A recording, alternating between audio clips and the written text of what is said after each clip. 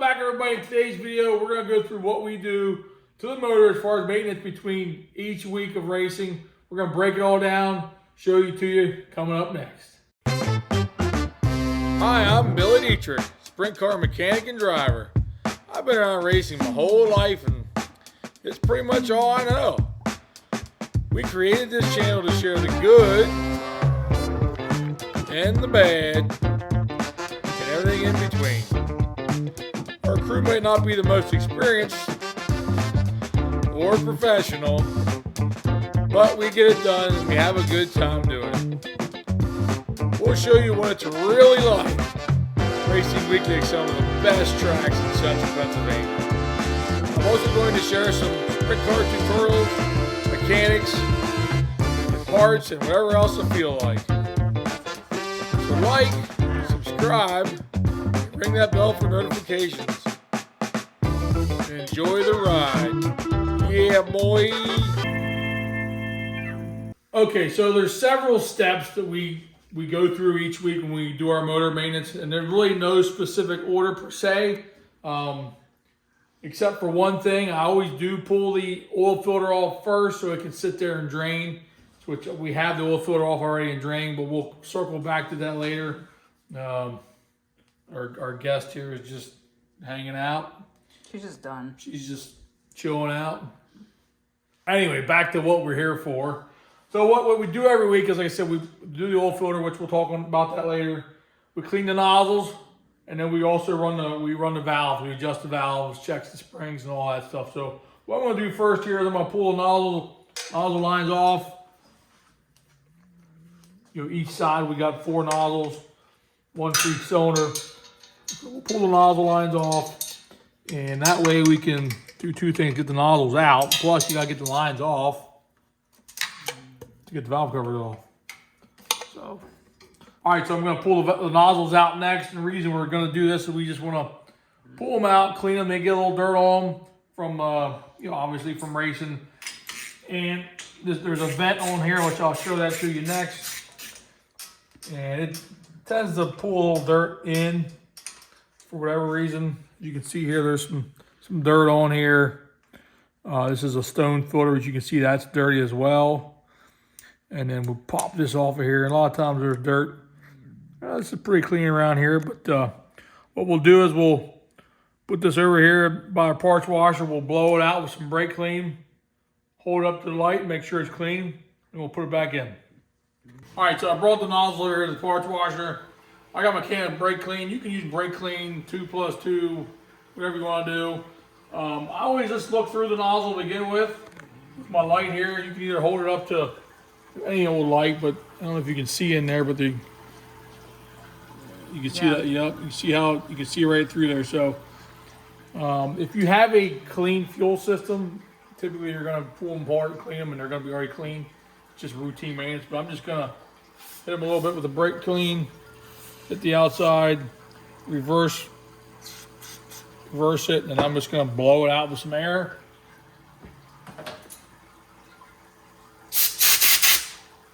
I'm just going to check it again. Yep, still clean. You can see right through it. I'm going to do that to every single nozzle. In some instances, if you're getting a lot of junk in your nozzles, there's a problem somewhere else. So we can get into that'll be a different video later. But if you're doing the routine maintenance, that's how you clean the nozzle. I'm going to do the same thing with this breather. We call this a donut, the stone filter. I'm just going to hit it with a little bit of brake clean on the outside. I'm going to spray the inside of the filter. I'm going to blow it out as well.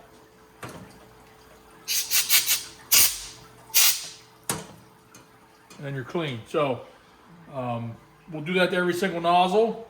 Now, when we go back together with it, I'm going to explain this to you right now because that's the next step. I'm going to take the nozzle. I got a can of oil here. Put some oil on these threads. Oil up here on these threads by this O-ring, because that O-ring is what seals it, and then oil on the very top where the line goes on. Now, important part is these donuts have a step. You can see it there in the video. This side is completely flat. This side's got a step or a beveled edge there. That's for the O-ring. So it is directional. Put that in there so the O-ring goes inside there, just like that. and you run it down in, it'll go flush. And next thing will be installing the nozzle. All right, so we got our nozzles cleaned, oiled, ready to go back in. You should grab yourself a rag, and the surface that these nozzles sit on, just take your rag and wipe that off. Sometimes there's dirt that gets stuck up in here. And as you can see back here, there's dirt on the bottom. Just gets, just dirt on there. So just take your rag, wipe everything off. Don't wipe the dirt into the hole. Obviously, you're going to wipe it away from the hole. And you can install the nozzles back in here. It doesn't matter which nozzle goes in which cylinder. They're all the same. There's no specific nozzle. They're not indexed or anything like that. So as long as you got them clean, just put them right back in. And then the next important step after this is your torque wrench. The reason that's so important here is I run into this all the time at the shop. These nozzles are made out of brass, so they're soft. And with that being said, they don't take much of a torque. So if you're on this thing with a big old, big old ratchet like this, and you're cranking her down, you know what? Guys snap them off all the time. Another thing guys do is they use a 12-point socket. That's a no-no. You need a 6-point socket because, like I said, these are made out of brass. The 12 points going to get in there, and you're going to start rounding the edges off, and then you're just going to wear them out. So I just snug them with the ratchet. I'm going to switch to my torque wrench. 12 foot-pounds, which isn't much at all. So you get your torque wrench set at 12. Be prepared because it ain't going to take much. These babies are going to be tight. That's it. That's all it moves. I mean, it's 12 pounds. But that's all it takes to keep them tight. So there you are. Got your nozzles clean, oiled up, back in, torque them to 12 foot-pounds. Don't over torque them. You'll stretch them out, and then eventually they'll break. So next thing we're going to do is we're going to install the nozzle lines, and then your nozzle job will be complete. I'm going to button this back up now. I got everything tight. Got our nozzles torqued, so I'm going to put the nozzle lines on. Here again, they don't go on in any specific order. Doesn't really matter. They all get in the same amount of fuel. I generally wipe these off. In case there's any dirt in there. Here again, you don't want to wipe the dirt into the nozzle at all. So put your nozzle lines on. I like to put them right there where the valve cover bolt goes. They kind of lay right in there. And there's no way to torque these either because no way to get a torque wrench on there. So here again, remember what I said earlier about the nozzle being brass. You just gotta snug them up. So I'm just gonna take my wrench, start up front here. Just gonna snug them. Can't go crazy on them. Oh.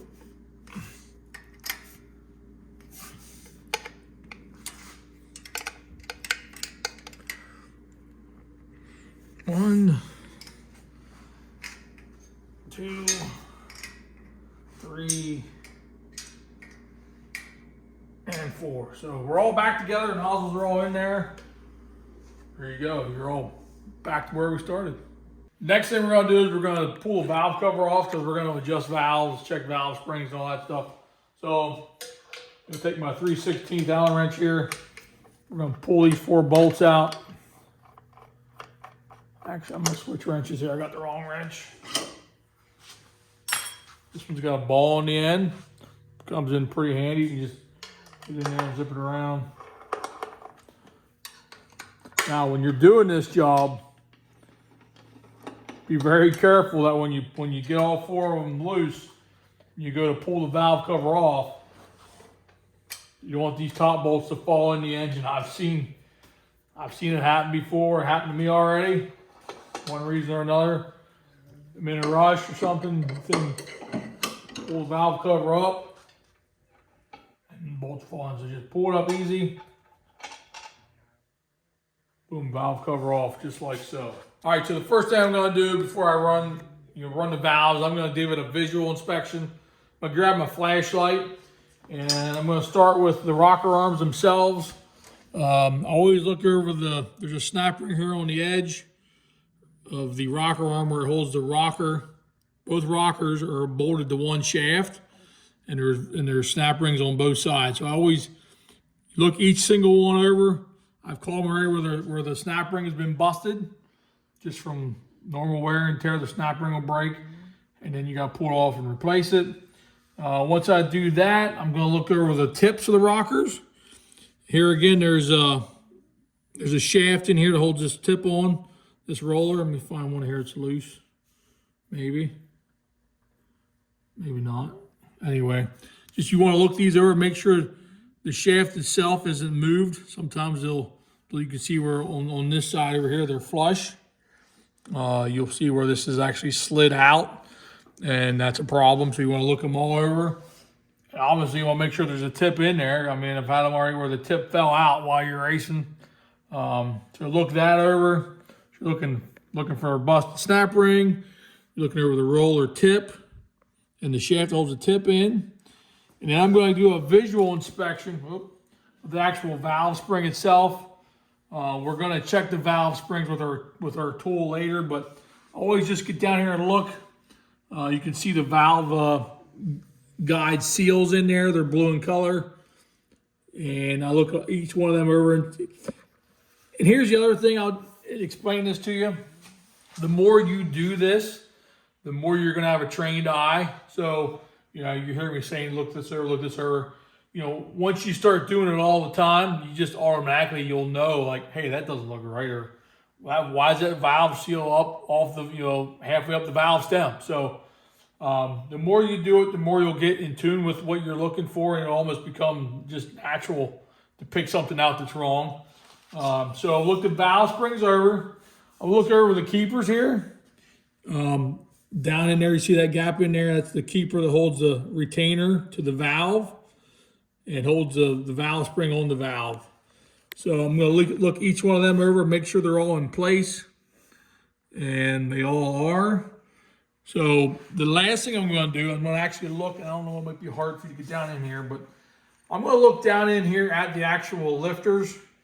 Well, since I know it's hard to see down in the motor, I got a set of lifters here. I just kind of got them set in this bearing. It's the best way I could get it to prop them up. So this is the strap, obviously, right here. This piece here connects the two lifters. You can see your push rods go right down in here on both sides. That's where your push rods go. So as you're looking down the top of the motor, you're going to be looking down like so. And you just want to make sure the strap is in in place left or right. And when I was saying about the rivets or the bolts, let me spin this around. Right here, you got these one on each side. I'm going to say these are rivets. They hold the strap to the lifter. So sometimes these will actually break, and then I've already called it already where you look down in there and the lifter itself is unhooked on one side. Typically it's this side, and then this will actually be turned, and the push rod might still be in it, but it'll be turned sideways. So there's the lifter, not in the engine. Looking at this strap across the top, and you're looking down. You're looking at these rivets here also, just to make sure they're still in place.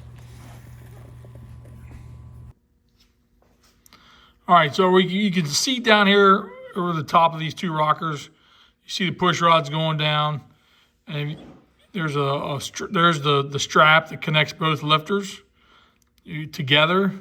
That's what you're looking for. You want to make sure everything is still in contact. You look over here, you can see the rivet that holds the strap to the actual lifter that goes up and down. You just want to make sure that they all look the same. Make sure that there's not a strap that's missing. That happens sometimes. You break a strap, or the bolt or the rivet falls out, and you got a problem. So look them over good. Look all 8 of them over. Make sure they all look the same. All right, so the next thing we're going to do is we're going to run the valves, adjust the valves. Got Seth here giving me a hand because it's easier if you have two people. We have this homemade, ancient tool we've had forever. Probably longer than you've been alive. Ever since I've been here. Probably if you know what I'm talking about. You got a race shop, you got tools that have been around forever. But we're going to use this tool to turn the engine over to bring the valve up to the proper location. So you're going to put your car in gear, spin it over, got the car on the blocks.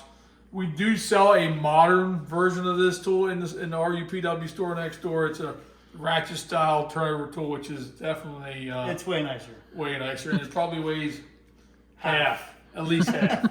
So that's our engine turning tool going back in time, and now we're gonna run the valves over here. All right, so when you adjust the valves, we always do the intake valve first. So obviously you got your intake, 4 on each side. So you just, boom, you got 4 intakes. Then you got your exhaust, right above the exhaust. So we're gonna do our intake valve adjustment first. Now on this particular motor, the valve adjustment is actually 0 lash on the intake. So there's no lash. And I'll explain how that works here in a second. But first what we're gonna do is we're gonna get it to the point where we're ready to adjust it. So to adjust the intake first, you wanna just start to open the exhaust. So we're gonna have Seth pull the tool forward, turn the engine over, so keep going. A little bit more, right there. So intake first, the exhaust starts to open. So when it's starting to open is when the valve, it's going down. The rocker arm's going down, it's pushing the valve open. So at this point in time, we're gonna adjust the intake. We can feel it's got some play there. It's got no play up and down. Now, how do I check that? I reach my hand back here. I'm gonna spin the push rod. If you can see that in there or not, but the push rod's right here. I see it. So if I can spin it with my fingers, which I can freely, and there's no play up and down, there's no lash up and down, it's 0 lash. So you're not tight, but you're not at 4,000 either. So you got a little play left or right, and you can spin the push rod, 0 lash. Now, next step is going to be just making sure the adjuster nut is tight. I got my torque wrench set at 17 foot-pounds. Put that on there. It's tight. Boom, we're ready to move on to the exhaust. Next, we're going to do the exhaust. Now, I did forget one crucial part to this whole thing, at least for me, is a Sharpie. I always mark the one I did, so I just did this intake. I'm going to mark it.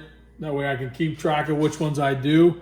I typically do all the intakes first, then I'll go back and do all the exhausts. So next we're going to do the exhaust. We're going to move over to this cylinder. So come on forward. We're going to take the intake valve all the way open. Now it's going to starting to close. And at that point in time, we're going to check our exhaust. So check the exhaust when the intake valve goes all the way open and starts to close. Now this one here is also 0 lash, so we're gonna, same deal, we got play left or right. I'll reach back behind here, I can spin it, nice and free. Play left or right, almost forgot, Sharpie, mark it. Check the torque, boom. So, intake and exhaust, valve adjustment, there you go, that's how we do it. I got my handy dandy Moroso valve spring checker here. They make a couple different versions of this. They make a digital valve spring checker. This is a mechanical one. Goes up to 400 pounds, which we're not going to get that high on this motor. But this is part of our maintenance as well. So once we ran the valves, we're going to check the valve spring pressure. Now, you need to have the valve closed. So, for example, this one here, we just adjusted the exhaust. It's closed. That means there's no tension on the valve spring at all. We're going to hook this hooks into the push rod in the back, just over the rocker arm like so. Then we're going to lay this on the front of the rocker, or the bottom, however you want to say it. I'm just going to pull down on this. So once the needle quits moving, like right about there, that's when the valve the spring starts to give way. So that's your max pressure. So we're right around between 220 and 240, so let's just say 230 pounds on the exhaust. So I got another rocker here that's also closed on the intake. We'll move over to this one. We'll do the same thing here. This one's got a little more pressure. We're probably up around 250, 255. The important part of this is if you're going through them all and you get the one that's way off, you got a bad valve spring. You could have a broken inner spring. You know, we talked about inspecting the spring with the flashlight, but sometimes you just can't see it all. Maybe it breaks behind on the backside. So if you don't have a valve spring tool, get yourself one. Like I said, we carry these here in the shop, these Moroso ones upstairs. We got them for sale. You know, run your valves, check the adjustment, check all the stuff we talked about.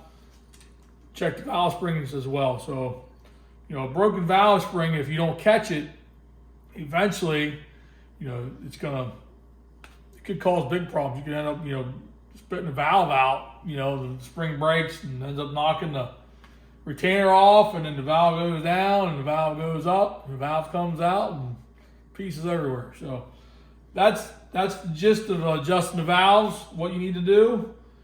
And by all means, if you have any questions, comment below and I'll answer your questions. Get ready to put the valve cover back on. So get yourself a clean rag. You really, when you're working on motors, you should have yourself, you know, everything should be clean as far as your tools you're working with. Like I said, get yourself a clean rag. I'm gonna wipe off this I want to say oil pan rail, this valve cover rail, as I call it. Just wipe it off good, all the way around. That way that when you put your valve cover on, the gasket's sitting on a good clean surface. There's nothing worse than oil leaks at the racetrack, because oil leaks suck. How about it out there? Yeah. So everywhere we got our valve cover gasket. I'm gonna grab my valve cover. These nice billet valve covers, we got them here as well. I'll wipe off, same thing here. I'm gonna wipe off the little oil off of the valve cover rail, so it's nice and clean. There's no torque spec for these valve cover bolts, but you just want to snug them. Don't go crazy. You're just going into aluminum. Part of our nightly maintenance at the track is we pull the hood off after the heat race, before the feature at some point in time. We always check the valve covers. We're gonna line everything up there. I'll grab my tool up here. And got that one started. Move over to this one. Got it started. Get them all started. Okay, we'll just snug them down evenly. So,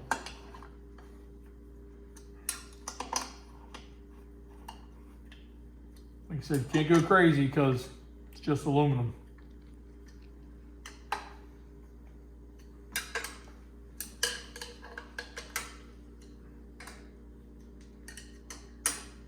Now the valve cover's back on. All right, so next thing I'm gonna do, and none of this, like I said earlier, could be in any order you want. I'm gonna pull the radiator cap off, which I did here. I'm gonna check the water level. It's down a little bit. You can see it in there at all. Yeah, you can kind of see it there. So I'm just gonna top it off. Here again, if you're doing this every week, you'll know what to expect as far as how much water usage. See there, we're all the way to the top. Yeah, a couple bubbles there. But if for some reason you pull your radiator cap off and all of a sudden it's taking a gallon of water, there's a problem. You probably got a head gasket going out or something like that. So check your water every week as well. One other thing that I want to mention that I don't have here in front of us is your air filters, your air cleaners. Already got them off. We take them off, for the car wash.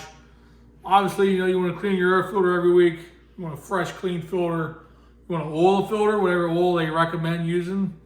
You don't want to go to the track with an air filter without oil. I've seen it done many times. It's just going to destroy the engine. So clean your air filter, clean your outerwear, oil them up, put them back on. The breather filter, which we have, what goes right here. Same thing, you want to pull it off. You don't need the oil of that filter, but you're going to pull it off, clean it, because it blows a little oil out of there. So make sure your air filters are clean and serviced every week also. Well, I got the oil filter pulled off, which is something you want to do, like I said at the beginning of the video. I always pull that off first so I can let it drain. I just have a drain pan down here with a funnel. I set the oil filter on the funnel. It's been drained for several hours, so I'm going to take this filter over to my chop saw. I'm going to cut it open next. We also sell an oil filter cutter here at the store. There's a video on all of this as far as like changing the oil. Check it out, it'll be in the description below. Got the filter cut open. I'll bring it over here in front of underneath this light. I'm just gonna inspect this filter. I'm gonna inspect it just for any kind of metal. As you can see in here, it looks pretty damn clean. I'm not seeing anything. A little piece of silicone there, no big deal. But here again, like I said earlier, if you're inspecting this every week, you'll know if something's going awry. If all of a sudden 1 week there's a lot of metal in here. This filter looks good, so no indications of any problems there. I'm gonna give it a clean bill of health. Valves ran good, spark plugs look good, the oil filter looks good. Next thing we'll do is we'll get a new oil filter ready and put it on. Got the new oil filter here, my new Wix filter, Kendall 20W50 GT1 racing oil. Proud sponsor of the 8 car over here. You definitely want to fill your filter before you put it back on. So obviously you took the filter off, you drain the oil out of the filter. I'm gonna take my quart of oil, I'm gonna fill the filter. So this may take a few minutes because it's got to soak into all that filter in there. And I'm gonna take my finger, dip it in the oil, and I'm just gonna lubricate this gasket here. You don't want to put this gasket on dry. You'll get a false reading when you go to tighten the filter down. So I'm gonna give it a little more oil, top it off here, and we'll go over to the car and install it. I got my oil filter all ready to go. Take your rag, your clean rag, and the surface here where the gasket meets this oil filter mount, whether it's this style or if it's you still got the mount on the block, if you're 305 or something else. Take your rag, you want to clean that surface off good because there's always dirt on there. As you can see, the gasket doesn't fully cover the whole surface. The surface is wider than the gasket. So clean that off good. Dirt. My dad always said this to me, dirt is the death of an engine. Dirt will be the death of an engine. Dirt anywhere, because the tolerances are so close. So that's stuck with me my whole life. So that's clean, the oil filter is full. We're gonna install this filter over here. Screw right on there. Now it says right here on the filter, tighten 3/4 to 1 turn after gasket contacts base. That's important. So there you are, we're just contacting, right here is the red. Come on around. That's almost a whole turn. Never, I'm gonna repeat this, never use a wrench, an oil filter wrench, to put your oil filter on the car. Because that thing will be so damn tight after it gets hot. I don't know how you get it off. I've seen guys with wrenches make them tight, and then they can't get the filter off. They're in there with a hammer punching holes in it. They got channel locks on there trying to grip it and rip it apart. So hand tight, filter's on there. You're ready to go. One thing else I just want to mention, I always do. I don't really have a way of showing you here, but just bolt nut everything, kind of like you check your car. I'll check the intake bolts. I'll just put a wrench on them there. The oil pan bolts, you can get down there and check them. Sometimes they'll work loose. There's a gasket in there. Front cover bolts, check them as well. Oil pump bolts, just once in a while, you need to just check them. Maybe not every race, but maybe every 3 races, get in there and check all them bolts. Just so you know they're tight, because hey, it's just like anything else. Sometimes the stuff works loose. Well, I hope this video helps you with your weekly motor maintenance. This is just how we do it. We found this to be our best routine as far as giving our engine a good checking over and giving it a checkup, make sure it's good to go from week to week. The main goal is to try and catch any problems before they become big problems. Most of your motor maintenance is preventative maintenance. Let's just say that it's preventative maintenance. So I appreciate you tuning in. There's going to be a link in the description below for an oil change video. We did one of them. Like I said, I appreciate everybody tuning in. Like, subscribe, comment below, any comments at all. And thanks for tuning in.